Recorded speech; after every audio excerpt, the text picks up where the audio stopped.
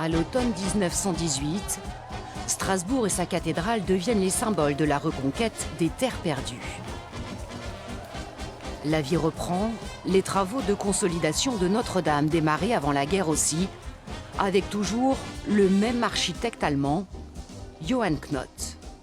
Voilà le pilier nord où s'est illustré Johann Knoth par son travail de restauration tout à fait remarquable. Sans son savoir et sans son équipe dont il a su s'entourer, sans doute que le pilier se serait effondré et que la flèche serait tombée.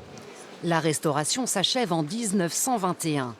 L'architecte en chef de l'œuvre Notre-Dame est alors expulsé. Juste en dessous de ses bureaux, ce médaillon lui rend aujourd'hui hommage. À Johann Knoth, le sauveur de la cathédrale, la ville de Strasbourg reconnaissante 2014, c'est-à-dire 90 ans après son décès. Il aura fallu attendre tout ce temps-là, c'est assez... Il a fallu attendre 90 ans pour qu'on réhabilite enfin Knoth. Comme lui, 140 universitaires sont expulsés, mais aussi les commerçants, les employés, les ouvriers, jusqu'à 60 000 vieux Allemands indésirables.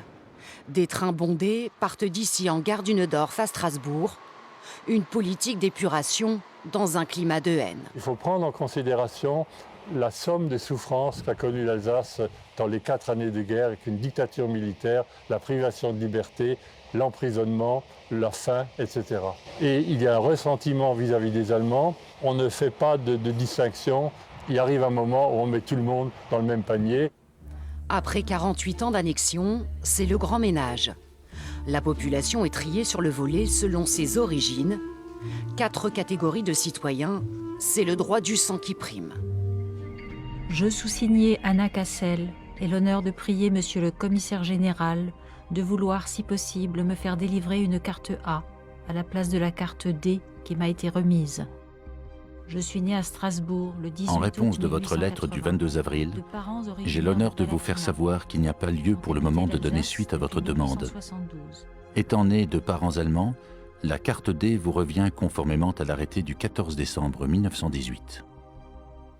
Dans ces commissions de triage sont aussi examinées les opinions politiques des Alsaciens d'origine. Tous sont encore allemands juridiquement.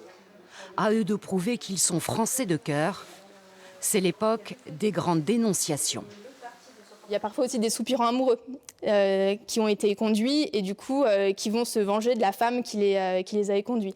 Il y a des gens aussi qui sont profondément hostiles à l'Allemagne et qui vont profiter de ces dénonciations pour mettre en place une épuration plutôt politique. Mais c'est vraiment chacun se retourne contre l'autre. Les Alsaciens jugés germanophiles sont sanctionnés et éloignés. Personne n'est épargné.